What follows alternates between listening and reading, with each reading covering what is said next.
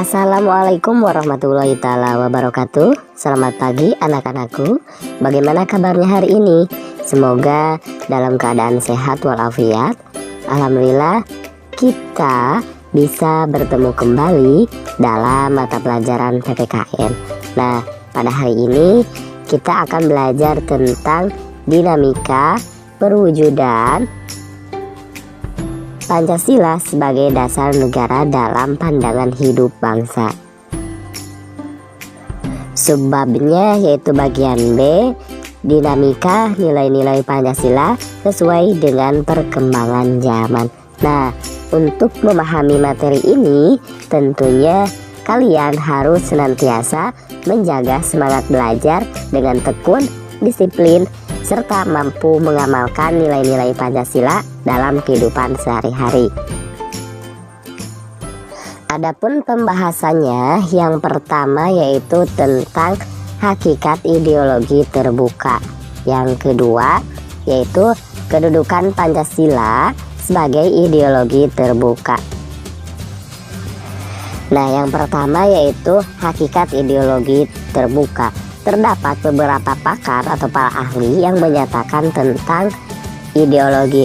Yang pertama yaitu menurut Sujono Puswowardoyo mengemukakan bahwa ideologi merupakan konsep pengetahuan dan nilai yang secara keseluruhan menjadi landasan bagi seseorang atau masyarakat untuk memahami jagat raya dan bumi seisinya serta menentukan sikap dasar untuk mengelolanya.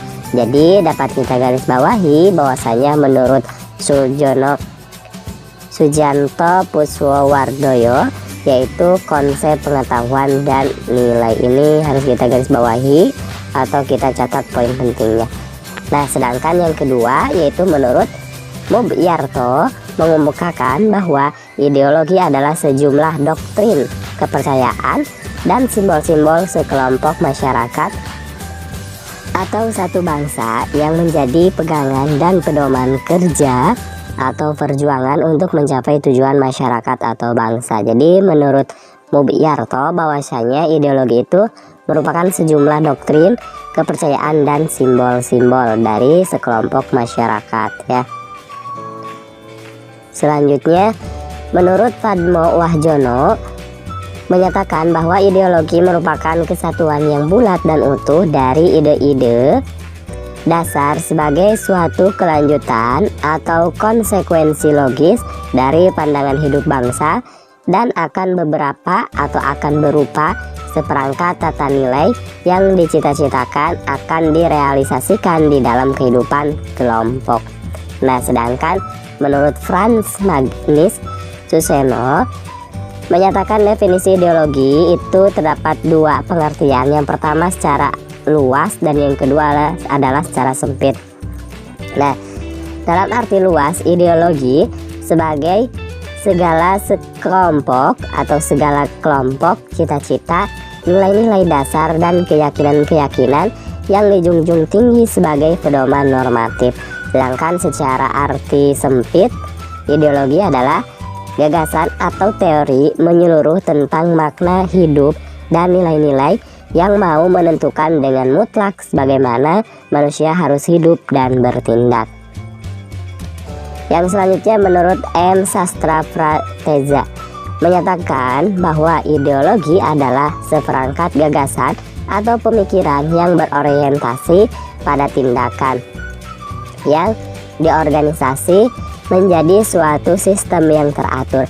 Dengan demikian, ideologi memuat tiga unsur, yaitu adanya suatu penafsiran atau pemahaman, adanya seperangkat nilai atau persepsi moral, serta adanya suatu orientasi pada tindakan.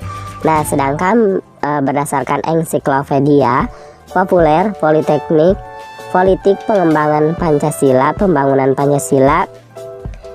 Sedangkan menurut ensiklopedia populer politik pembangunan Pancasila menyatakan bahwa ideologi merupakan cabang filsafat yang mendasari ilmu-ilmu secara sosiologi, etika, dan politik.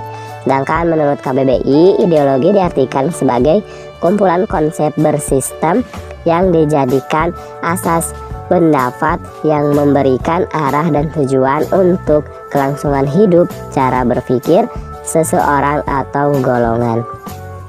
Nah, sebagai ideologi negara, tentunya Pancasila merupakan gagasan-gagasan atau ide-ide yang dijadikan sebagai pedoman atau arahan dalam mencapai cita-cita bangsa.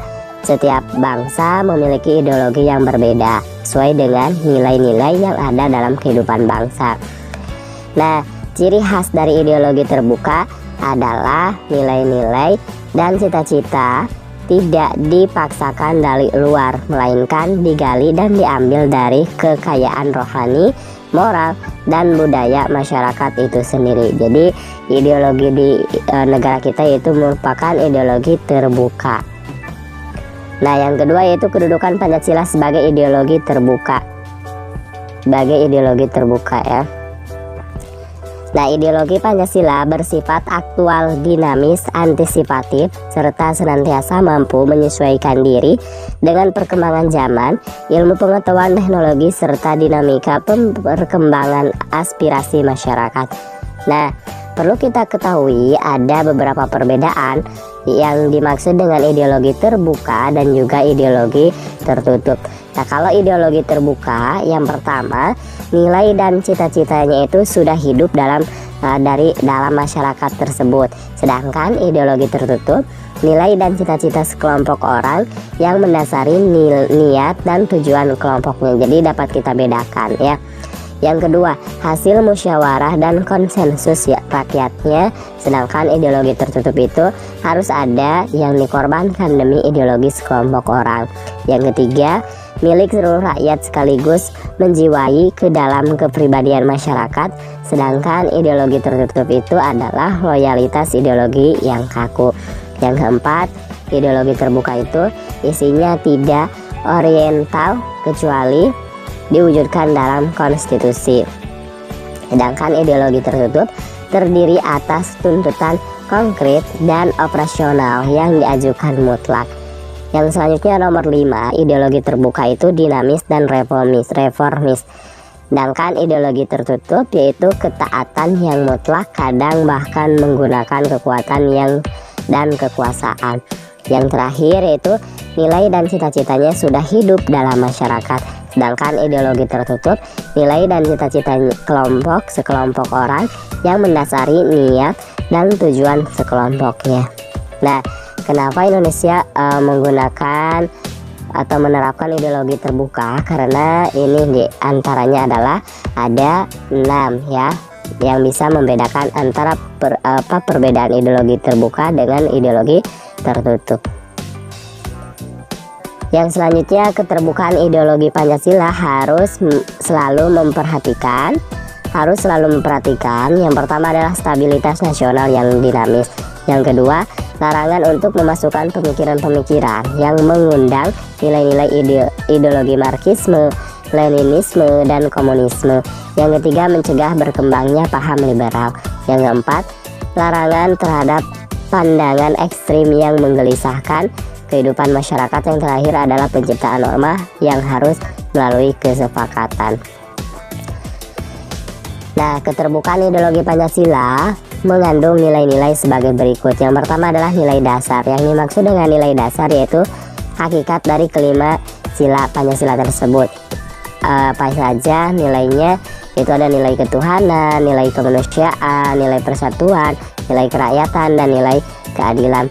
Nah, nilai ketuhanan yang pertama dalam Pancasila itu dalam bentuk religius ya. Itu menandakan bahwasanya bangsa Indonesia adalah warga atau orang-orang yang ada di Indonesia itu adalah orang-orang yang memiliki Tuhan atau berketuhanan.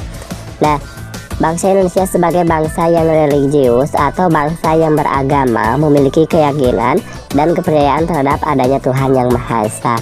Terus juga yang kedua, nilai kemanusiaan dalam Pancasila, manusia tidak dapat hidup sendiri, senantiasa hidup saling membutuhkan. Oleh karena itu harus dijalin sikap kekeluargaan dan tolong menolong antar sesama manusia tanpa membedakan suku, bangsa, agama, ras, antar golongan maupun antar bangsa. Terus yang ketiga, nilai persatuan dalam Pancasila itu salah satu wujudnya atau salah satu pengaplikasian dalam kehidupan sehari-harinya itu adalah setiap warga negara dituntut untuk mentaati peraturan itu sebagai wujud rasa cinta tanah air, mengutamakan kepentingan bangsa dan negara di atas kepentingan pribadi dan golongannya. Yang keempat, nilai kerakyatan dalam Pancasila. Nah, nilai ini diwujudkan dalam bentuk hubungan warga negara Indonesia dengan kekuasaan dan pemerintah sebagai pemegang kedaulatan rakyat, sehingga warga negara memiliki hak dan kewajiban untuk ikut serta dalam pemerintahan. Yang terakhir yaitu nilai keadilan dalam Pancasila, diwujudkan dalam hubungan warga negara Indonesia dengan kesejahteraan serta keadilan dalam kehidupan bermasyarakat, berbangsa, dan bernegara. Setiap warga negara dituntut untuk meningkatkan taraf hidupnya yang lebih baik dengan berusaha dan bekerja keras, menerapkan pola hidup sederhana, berlaku adil, serta menghargai karya orang lain. Nah, menghargai karya orang lain salah satu contohnya yaitu dengan tidak menghina, tidak mengejek gitu ya, apapun yang mereka buat. Tapi kita itu harus bisa meniru mereka. Salah satu contohnya misalkan ketika ada suatu yang bersifat positif yang bisa memajukan dirinya atau keluarganya atau bahkan sekolah atau bahkan negara, kita harus patut mencontohnya. Yang selanjutnya yaitu nilai instrumental.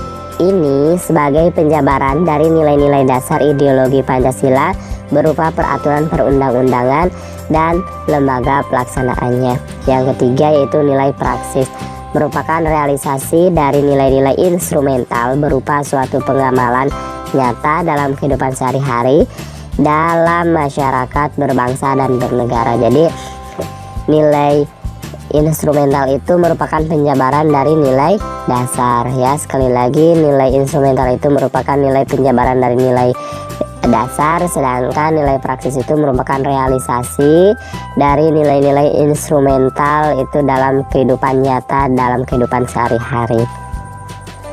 Pancasila sebagai ideologi terbuka secara struktural memiliki 3 dimensi. Adapun ketiga dimensi Pancasila tersebut diantaranya sebagai berikut. Yang pertama adalah dimensi idealisme. Dimensi ini menekankan bahwa nilai-nilai dasar yang terkandung dalam Pancasila yang bersifat sistematis, rasional, dan menyeluruh itu pasti pada hakikatnya bersumber pada filsafat Pancasila. Yang kedua adalah dimensi normatif. Nah, dimensi ini mengandung pengertian bahwa nilai-nilai yang terkandung dalam Pancasila perlu dijabarkan dalam suatu sistem norma. Artinya, Pancasila terkandung dalam pembukaan Undang-Undang Dasar Negara Republik Indonesia tahun 1945 yang merupakan tertib hukum tertinggi dalam negara Republik Indonesia serta merupakan stat fundamental norm atau pokok kaidah negara yang fundamental. Yang ketiga yaitu dimensi realitas. Nah, dimensi ini mengandung makna bahwa suatu ideologi harus mampu mencerminkan realitas kehidupan yang berkembang dalam masyarakat. Sekian Bapak akhiri, semoga bermanfaat. Jangan lupa tekan tombol subscribe-nya, like, juga komen, dan boleh share kepada teman-teman kelas yang lainnya supaya kita semua bisa menebar manfaat yang lebih banyak lagi. Assalamualaikum warahmatullahi taala wabarakatuh.